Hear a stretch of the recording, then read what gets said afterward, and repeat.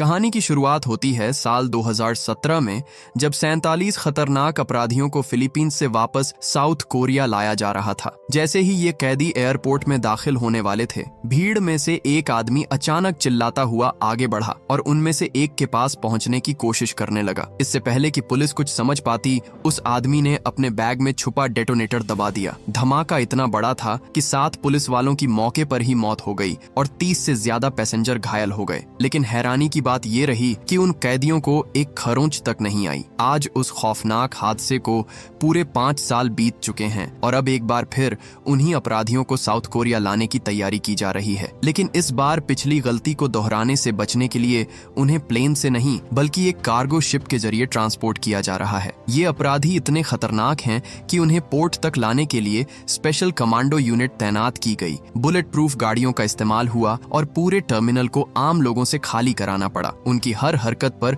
Drone और satellites के जरिए लगातार नजर रखी जा रही है, क्योंकि जरा सी चूक भी ठीक वैसा ही खौफनाक हादसा दोहरा सकती है जैसा 5 साल पहले हुआ था। चेकिंग के दौरान ऑफिसर ली सियोक एक टैटू वाले क्रिमिनल को बहुत मारता है। दरअसल इन दोनों के बीच पहले से ही पुरानी दुश्मनी चल रही थी और ली जब भी गुस्से में होता, अपना गुस्सा इसी कैदी पर निकालता था। पार्क जोंग भी कोई मामूली अपराधी नहीं है। इस आदमी ने मल्टीपल मर्डर और एक लड़की के साथ रेप किया था, जिसकी सजा उसे कोरिया में मिलेगी। हम यहाँ एक और कैदी को देखते हैं जो दिखने में बहुत स्वीट और भोला भाला लग रहा था, पर आप मानेंगे नहीं कि असल में यही इन सब में से सबसे खतरनाक आदमी है। इसी दौरान एक डॉक्टर अपनी नर्स के साथ पोर्ट पर पहुंचता है, जो इन्हीं कैदियों के साथ ही कोरिया जाएगा। वहीं दूसरी ओर वूंग, जो इस पूरे ऑपरेशन का हेड है, कार्गो नेविगेशन हेडक्वार्टर पहुंचता है और वहां पहुंचते ही उसके लोग कंट्रोल रूम में मौजूद सभी कर्मचारियों को बाहर निकाल देते हैं और खुद पूरे सिस्टम की कमान संभाल लेते हैं। इसी दौरान सभी कैदियों को शिप में बैठा दिया जाता है। ली सियोक वार्निंग देते हुए कहता है, अब हम इंटरनेशनल सी में हैं, यहाँ से भागने की कोशिश भी मत करना, क्योंकि अगर पकड़े गए तो शूट एंड साइट का आर्डर है। जहाँ एक तरफ सभी अधिकारी अपनी अपनी पोजीशन संभाल लेते हैं,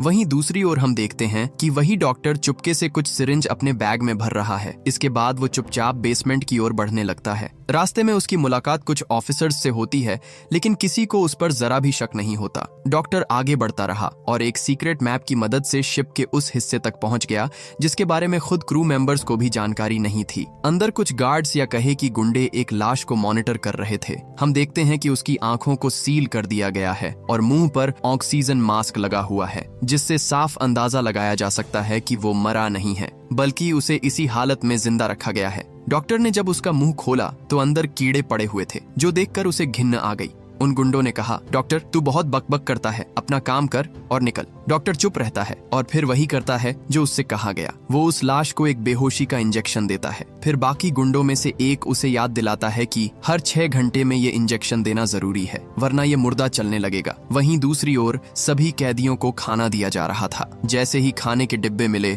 ज्यादातर कैदी उस पर टूट पड़े, लेकिन पार्क जोंग शांत बैठा रहा, जैसे किसी मौके का इंतजार कर रहा हो। तभी हम देखते हैं कि उसके मुंह के अंदर एक छोटा सा मेटल का टुकड़ा छिपा हुआ है, जिसे उसने न जाने कब से वहां छुपा रखा था। कुछ देर बाद जब पुलिस वाले थोड़ी देर के लिए अपनी जगह से हटे, तो पार्क ने मौका देखकर उस मेटल टुकड़े को बाहर निकाला और धीरे धीरे अपनी हथकड़ियां खोलने लगा। पास बैठा एक और कैदी उसे ये करते हुए देख लेता है, जिससे उसमें भी उम्मीद जगी कि वो यहाँ से भाग सकते हैं। इसी बीच हम शिप पर कुछ लोगों को देखते हैं जिन्हें किचन में काम करने के लिए रखा गया था। उनमें से एक आदमी कैदियों के लॉक को तोड़ देता है और फिर वो अपने साथियों को साथ एक रूम में जाता है जहां ढेर सारे वेपन्स रखे हुए थे। जो भी हथियार उनके हाथ लगा, उन्होंने उठाया और चुपचाप आगे बढ़ने लगे। लेकिन जैसे ही वे गैलरी से गुजर रहे थे, उनमें से एक का सूटकेस गलती से एक मेटल पाइप से टकरा गया, जिससे तेज आवाज हुई और पास में तैनात पुलिस वाले अलर्ट हो गए। उनके लीडर ने तुरंत झूठ बोलकर सिचुएशन को संभालने की कोशिश की, लेकिन तभी एक पुलिस वाले की नजर उनके हाथ में छुपी हुई बंदूक पर पड़ी। इससे पहले कि वो कुछ समझ पाते या किसी को अलर्ट कर पाते, उन्होंने अचानक हमला कर दिया और पुलिस वालों को बेरहमी से मार डाला।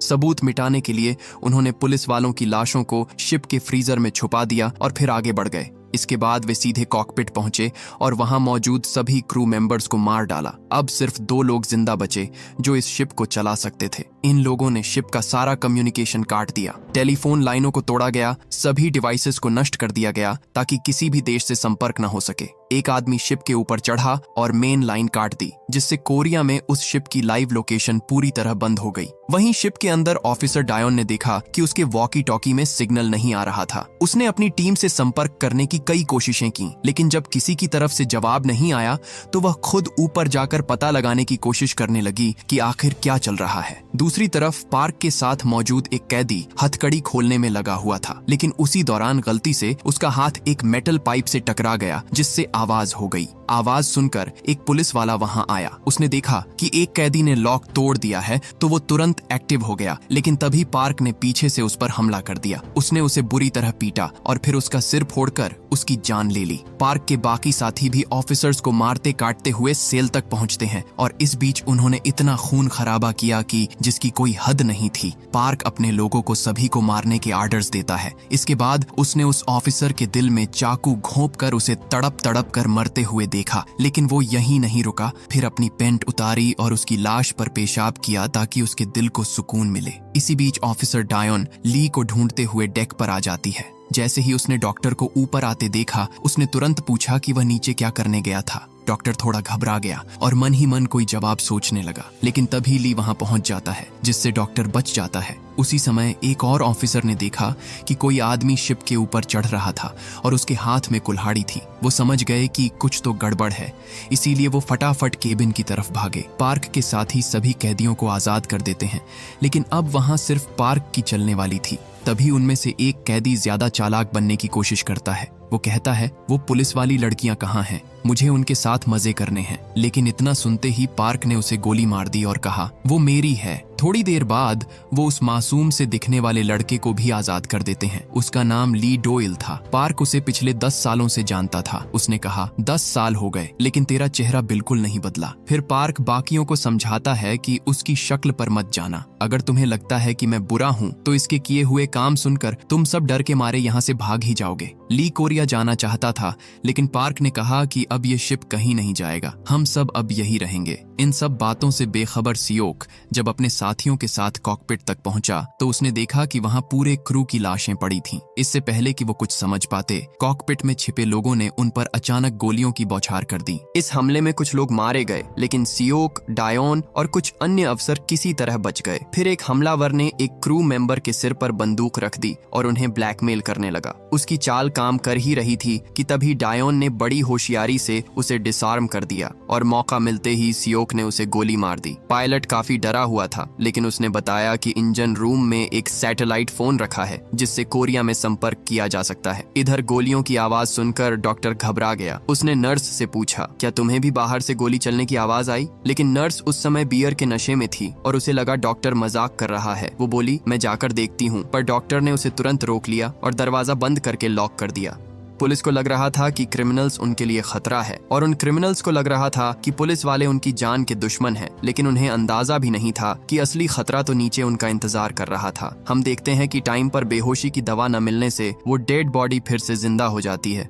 इसी बीच पार्क अपने लोगों के साथ इंजन रूम की ओर जाता है। रास्ते में उसे कुछ वर्कर्स मिलते हैं जिन्हें मारने में वो जरा भी देर नहीं करते। उन्होंने इंजन रूम में घुसकर बचे कुचे लोगों को भी मार दिया और वो सैटेलाइट फोन उसके तो उन्होंने परखच्चे उड़ा दिए। अब कोई तरीका ही नहीं था कि ये शिप किसी से संपर्क कर सके। चीफ इंजीनियर ने कहा कि शिप उसके बिना नहीं चल सकती। ये सुनकर सभी कैदी हंस पड़े, क्योंकि उनका इरादा तो शिप चलाने का था ही नहीं। उन्होंने मजाक उड़ाते हुए कहा, तेरे साथियों ने भी मरने से पहले यही बोला था। पार्क उसे मारने के लिए आगे बढ़ा, पर तभी ली उसे रोक लेता है और कहता है, बस अब बहुत हुआ। उन दोनों में लड़ाई होने ही वाली थी कि तभी सियोक अपनी बची हुई टीम के साथ उन्हें घेर लेता है। इंजीनियर ने कहा, यहाँ गोली मत चलाना, पर ये लोग कहाँ किसी की सुनने वाले थे। पार्क चाहता था कि वो सियोक को अपने हाथों से तड़पा तड़पा कर मारे, पर निहत्था होने के बाद भी सियोक की आंखों में उसका कोई डर नहीं था। दोनों ग्रुप्स के बीच बहुत भयानक लड़ाई शुरू हो जाती है। कोई किसी का गला काट रहा था तो कोई किसी का सर फोड़ रहा था। उसी दौरान एक आदमी भागने की कोशिश करता है, पर तभी वो डेड बॉडी अचानक उसके सामने आ खड़ी हो गई। अल्फा ने उसे इतनी जोर की लात मारी कि उसके शरीर के अंग टूटकर चूर चूर हो गए। सब अपनी आपस की लड़ाई भूलकर बस उस मॉन्स्टर को ही देख रहे थे। अल्फा उन सभी को एक एक करके स्कैन करता है और फिर चाकू उठाकर उन्हें इस तरह काटता है जैसे कि कोई कसाई हो। ऐसा लग रहा था कि उसे प्रोग्राम ही किया गया हो कत्लेआम के लिए। बस उसे ये बताना भूल गए कि किसकी जान बख्शनी है। अल्फा ने एक का सर पकड़ा और उसमें इतनी जोर से अपनी उंगलियां धसाई कि उसका सर पिचक भटक गया। सब उसे देखकर थर थर कांप रहे थे। लेकिन तभी हम ली को देखते हैं, जिसकी आंखों में उसका जरा भी डर नहीं था। सियोक ने जब उस पर हमला करना चाहा तो अल्फा ने उसे भी बहुत मारा। पार्क ने उस पर एक के बाद एक कई गोलियां चलाई, पर उसे खरोच भी नहीं आई। उल्टा उसके घाव बहुत जल्दी भर रहे थे, जिससे उसे मारना और मुश्किल हो रहा था। बाकी लोग बचकर भाग गए, लेकिन अल्फा ने पार्क का पीछा किया। अब दोनों आमने सामने खड़े थे, लेकिन साइको पार्क अभी भी नहीं समझ पाया था कि उसे हराना उसके बस की बात नहीं थी। अल्फा ने एक हथौड़े से उसके हाथ तोड़ दिए और फिर उसी हथौड़े से उसे पीट पीट कर उसके सर का कचूमर बना दिया।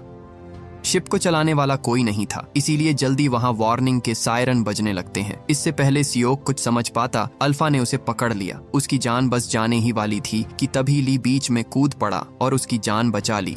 डायोन ने उस पर गोलियां चलाई, लेकिन अल्फा की बॉडी बहुत जल्दी रिकवर कर रही थी। उसकी बॉडी में इतना वजन था कि उसे हिला भी पाना किसी आम इंसान के लिए नामुमकिन था। किसी तरह जान बचाकर भागते हुए ली ने एक मोटे लोहे का गेट बंद करना चाहा, पर अल्फा उसे अपनी पूरी ताकत से रोकने की कोशिश करता है। इससे पहले वो दरवाजा तोड़ देता, उन्होंने हिम्मत करके उसे जोर से लात मारी और इसी बीच दरवाजा बंद हो गया। इसी बीच वूंग एक सैटेलाइट की मदद से उस शिप को समुद्र में ट्रैक कर लेता है। तस्वीरें देखकर वो तुरंत समझ गया कि कुछ तो गड़बड़ है। जरूर उन कैदियों ने शिप पर कब्जा कर लिया होगा। वो बार बार एक आदमी के कॉल को टालने की कोशिश कर रहा था, लेकिन हालात ऐसे हो गए कि आखिरकार उसे फोन उठाना ही पड़ा। कॉल पर उसका बॉस गुस्से में कहता है कि उस शिप पर जाओ और अल्फा को यहाँ लेकर आओ। वूंग उसे समझाने की कोशिश करता है कि ये बहुत रिस्की है, लेकिन उसकी ये बात सुनकर उसका बॉस और भी ज्यादा गुस्सा हो गया। इसी बीच हम उसकी चेस्ट पर टैटू देखते हैं। ऐसा सेम टैटू अल्फा की बॉडी पर भी था। इसका मतलब अल्फा अकेला नहीं था जिसके अंदर सुपर ह्यूमन पावर्स थी। फोन कटते ही वूंग बिजली के खंभे पर जोर से मुक्का मरता है, जिससे हमें समझ आ जाता है कि वूंग भी एक सुपर ह्यूमन था। वहीं दूसरी तरफ शिप में कैप्टन सबको छोड़कर भागने की कोशिश कर रहा था, लेकिन जब वो बोट को नीचे उतार रहा था तभी वहां अल्फा आ गया। उन दोनों को बेरहमी से मारने के बाद उसने रेस्क्यू बोट के टुकड़े कर दिए ताकि शिप से कोई न भाग सके। पास ही मौजूद नर्स को अपने केबिन के बाहर कुछ जोर जोर से पटकने की आवाजें सुनाई दी। वो थोड़ी घबराई हुई थी, लेकिन डॉक्टर के मना करने के बावजूद वो धीरे धीरे गेट की तरफ बढ़ने लगी। जैसे ही उसने बाहर झांका, अल्फा ने उसकी गर्दन पकड़ ली और इतनी जोर से दबाया कि उसकी गले की नसें फट गईं। इतनी खूबसूरत लड़की की इतनी भयानक मौत देखकर डॉक्टर ने अपनी आंखें बंद कर लीं ताकि उसे ये घिनौना मंजर देखना ना पड़े। ज्यादा देर रुकता तो उसका भी यही हाल होता है, इसीलिए वो अपनी पूरी जी जान लगाकर भागा और आखिर में ऑफिसर सियोक और ली से मिला, जो उसी को ढूंढते हुए शिप में भटक रहे थे। सियोक ने डॉक्टर से पूछा, तुम उसके बारे में क्या जानते हो? इसके जवाब में डॉक्टर ने उसे सब कुछ सच सच बता दिया। दरअसल प्रोजेक्ट अल्फा एक गैर कानूनी एक्सपेरिमेंट था जिसे इओनन जेनेटिक्स नाम की फार्मा कंपनी चला रही थी। ये कंपनी शुरुआत में इंसान को 10 साल तक जवान बनाए रखने वाली टैबलेट बनाती थी, लेकिन इसकी आड़ में वे सुपर ह्यूमन वेपन तैयार कर रहे थे। उन्हें बहुत चोट आई थी, पर डॉक्टर ने बताया कि वो अपनी फर्स्ट एड किट बेसमेंट में ही छोड़ आया है। सियोक कहता है कि तुम लोग नीचे जाओ, मैं देखकर आता हूँ कि कोई जिंदा बचा है कि नहीं।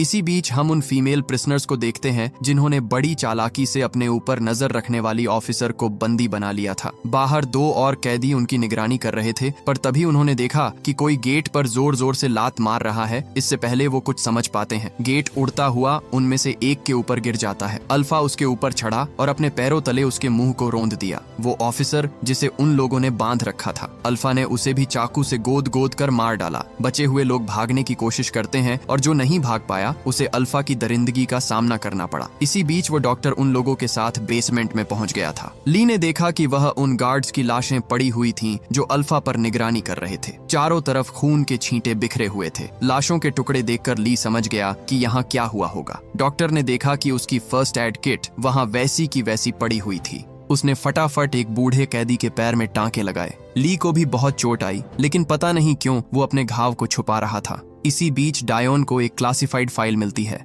जिसमें 1943 के सोल्जर्स के बारे में लिखा हुआ था। कुछ पन्ने पलटते ही उसे एक तस्वीर मिलती है और डायोन तुरंत पहचान जाती है कि ये वही आदमी है जिसने सभी को मारा है। पता चलता है कि वो 1911 में पैदा हुआ था, यानी ये आदमी 110 साल से जिंदा है। आगे ये भी लिखा हुआ था कि उसे 1943 में जापानी लोगों के साथ वर्ल्ड वॉर 2 लड़ने के लिए मजबूर किया गया, जहां उसने अपना एक हाथ गंवा दिया और जब वो जापानियों के किसी काम का नहीं रहा तो उन्होंने उसे बंदी बना लिया और उस पर अजीबो गरीब एक्सपेरिमेंट्स किए। डॉक्टर ने जब आगे पढ़ना शुरू किया तो पता चला कि इस एक्सपेरिमेंट से सब्जेक्ट वायलेंट और डेंजरस हो जाते थे और उनकी ताकत भी आम इंसान से 10 गुना ज्यादा बढ़ जाती थी। जापानी इन सोल्जर्स को वॉर में इस्तेमाल करना चाहते थे, पर कुछ गड़बड़ हो गई। इसके बाद हमें 1943 का एक फ्लैशबैक दिखाया जाता है।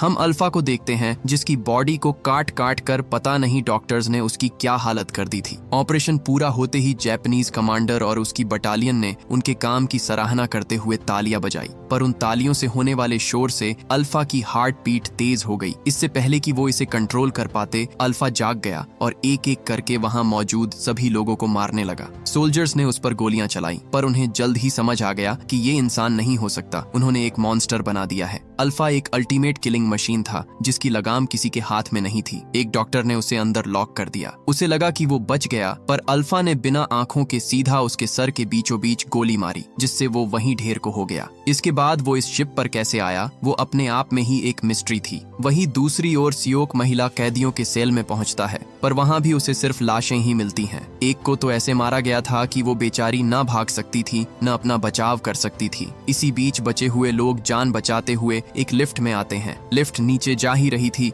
कि तभी अल्फा उस पर कूदकर उसकी केबल तोड़ देता है, जिससे लिफ्ट बीच में फंस जाती है। इसके बाद उसने लोहे की चादर को ऐसे फाड़ दिया जैसे कि वो कोई कागज हो। उसने एक को पकड़ लिया और उसे ऊपर खींचकर उसे नोचने लगा। सियोक ने पहुंचने में देर कर दी थी। उसने सबसे पहले उस फीमेल प्रिजनर की लिफ्ट से निकलने में मदद की, लेकिन उस दूसरे कैदी की जान बचाना इतना आसान नहीं था। वो कैदी भी ये बात समझ गया था, इसीलिए उसने उन दोनों को बचाने के लिए अल्फा को रोके रखा। जल्द ही लिफ्ट टूट गई और वो दोनों सीधा कई फीट नीचे जा गिरे। धमाका इतना तेज था कि आवाज बेसमेंट तक सुनाई दी, लेकिन जब सियोक ने नीचे झांका तो पाया कि वो अभी तक जिंदा था। वही वोंग अपने लोगों के साथ शिप पर पहुंच गया था। उसके लोग लैंड करने से पहले खुद में सुपर सोल्जर सीरम इंजेक्ट कर लेते हैं, जिससे उन्हें कुछ देर के लिए सुपर ह्यूमन पावर्स मिल जाती है। इसी बीच सियोक अल्फा से जान बचाते हुए किचन में आ जाता है। उसने अंदर से दरवाजा बंद कर दिया और उस कैदी को कहा कि वो फ्रीजर में छिप जाए। कुछ देर बाद अल्फा दरवाजा तोड़ते हुए अंदर घुसा। सियोक ने उस पर कई गोलियां चलाई, पर सब की सब बेकार चली गई। अल्फा ने उसे उठाकर पूरे किचन भर में पटका, जिससे उसकी हालत खराब हो गई, पर फिर भी सियोक ने हार नहीं मानी। उसने अल्फा के हाथ में चाकू दे मारा और जब उससे भी बात नहीं बनी तो उसने अपने दांतों से उसे काटना शुरू कर दिया। अल्फा उसे मारता रहा, लेकिन जब तक सियोक ने उसके हाथ को काटकर अलग नहीं कर दिया, उसने उसे छोड़ा नहीं। उसकी आंखों में मौत का कोई डर नहीं था, लेकिन आखिर में अल्फा ने उसे जोर से लात मारकर उसकी गर्दन तोड़ दी, जिससे उसकी मौत हो गई। वही वो फीमेल प्रिजनर फ्रिज के अंदर से आवाज कर देती है, जो अल्फा सुन लेता है। उसे समझ नहीं आ रहा था कि वो क्या करे, इसीलिए वो उन्हीं लाशों के बीच मरे होने का नाटक करने लगी। अल्फा जब गेट तोड़कर अंदर आया तो उसे कुछ दिखाई नहीं दिया, क्योंकि वो शरीर की गर्मी से अपने शिकार को ढूंढता था। यहाँ तक कि वो उसके इतने करीब आ गया था कि उसकी सांसें अल्फा के चेहरे को छू रही थीं, पर अंदर इतनी ठंड थी कि अल्फा कुछ महसूस नहीं कर सकता था। इसी बीच अल्फा को हेलीकॉप्टर की आवाज आई, जिससे उसका ध्यान भटक गया और वो वहां से चला गया। वोंग जैसे ही शिप में आया, उसने देखा कि चारों ओर लाशें पड़ी हुई थीं। सोल्जर्स ने एक एक कोने की तलाशी ली, पर उन्हें कुछ नहीं मिला। इससे पहले वो आगे बढ़ते, वो फीमेल प्रिजनर मदद की उम्मीद में भागते हुए उनके पास आ पहुंची। उसने कहा, जल्दी यहाँ से चलो, नहीं तो वो आ जाएगा, पर वोंग ने वहीं उसे गोली मार दी। उनकी आवाज सुनकर डायोन और डॉक्टर उन तक पहुंच गए, पर जब उन्होंने सामने लाश पड़ी देखी तो वो समझ गए कि ये उन्हें बचाने नहीं आए। डायोन ने तुरंत उन्हें सरेंडर करने को कहा, लेकिन वोंग ने उसे भी मार दिया। वो बाकियों को भी मारने वाला था, पर तभी ली सुपर स्पीड से उन सोल्जर्स को ऐसा करने से रोक लेता है। वोंग सोच में पड़ गया कि ये कौन है, पर जब उसने उसके कपड़े फाड़कर उसकी चेस्ट पर वो निशान देखा तो वो समझ गया कि ये उनमें से ही एक था। ली इस शिप में जानबूझकर आया था ताकि वो उन तक पहुंच सके। वोंग ने जब उसे गौर से देखा तो उसे याद आ गया कि वो कौन था। दरअसल सालों पहले दो गैंग्स आपस में भिड़ गई थीं, जिसमें सभी ने एक दूसरे को मार दिया। उन मरने वाले लोगों में ली भी शामिल था। वोंग ने सभी की लाशें उठाई और उन्हें एक्सपेरिमेंट के लिए भेज दिया। उन दर्जनों लाशों में सिर्फ ली ही था जिस पर उनकी दवा का असर हुआ था, पर जब पहले कुछ घंटों तक उसकी बॉडी में कुछ हरकत नहीं हुई तो उसे मरा हुआ समझकर उसे बाकी लाशों के साथ ठिकाने लगाने को कहा गया। इसके बाद उन सभी को एक पिग फार्म में लाया गया और उन पर कोई चीज छिड़की गई ताकि सुअर उन लाशों को अपना चारा समझकर खा जाए। पर तभी ली को होश आ जाता है और जब उसने सुना कि यहाँ उसे मारने की बातें हो रही हैं, तो उसने वह मौजूद हर एक आदमी को मार दिया और भाग गया। जल्द ही उसे समझ आ गया कि अब वो कोई आम इंसान नहीं था, पर फिर भी उसने कोशिश की उसके बारे में किसी को पता न चले और खुद को दुनिया से छुपा कर रखा। पर किस्मत को शायद ये मंजूर नहीं था। जल्द ही वूंग ने उसकी फैमिली को ढूंढ लिया और उसकी वाइफ और बेटे को मार दिया। शुरुआत से लेकर अब तक ये सब ली की साजिश थी ताकि वो अपने परिवार के कातिलों तक पहुंचकर उनसे बदला ले सके। वो दोनों लड़ ही रहे थे कि तभी वह अल्फा आ जाता है। वूंग ने कहा, सिर्फ इसके सर पर गोली मारना, जिसके बाद सोल्जर्स ने उस पर गोलियों की बारिश कर दी। अल्फा किसी तरह खुद को शील्ड करते हुए एक एक को मारता चला गया। इसी बीच डॉक्टर और वो कैदी मौका मिलते ही वहां से भाग खड़े हुए। उन्होंने बाहर आकर देखा कि हेलीकॉप्टर अभी भी वहीं खड़ा था।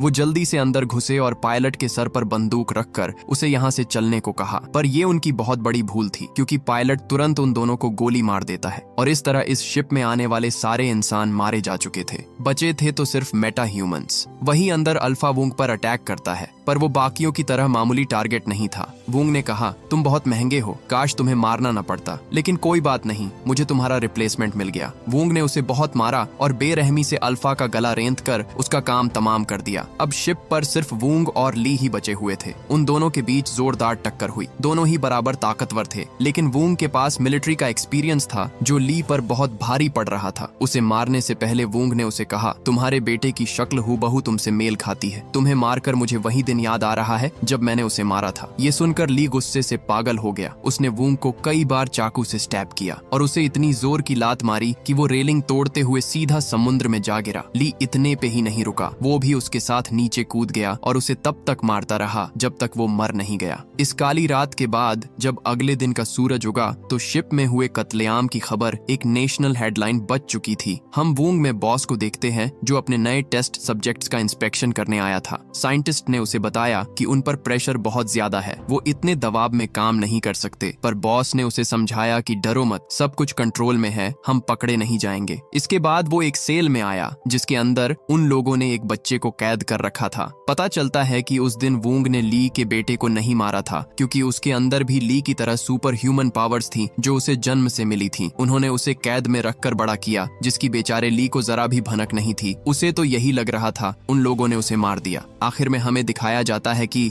समुद्र की तेज लहरें ली को बहाते हुए एक बीच पर ले आई। वहां पड़े कचरे को देखकर ली समझ गया कि वो कोरिया में है। अब इसके आगे ली क्या करेगा ये तो हमें इसके अगले पार्ट में ही पता चलेगा। क्या आप इसके अगले सीक्वल के लिए एक्साइटेड है? हमें कमेंट बॉक्स में कमेंट करके जरूर बताएं। मिलते हैं नेक्स्ट वीडियो में। Thanks for watching.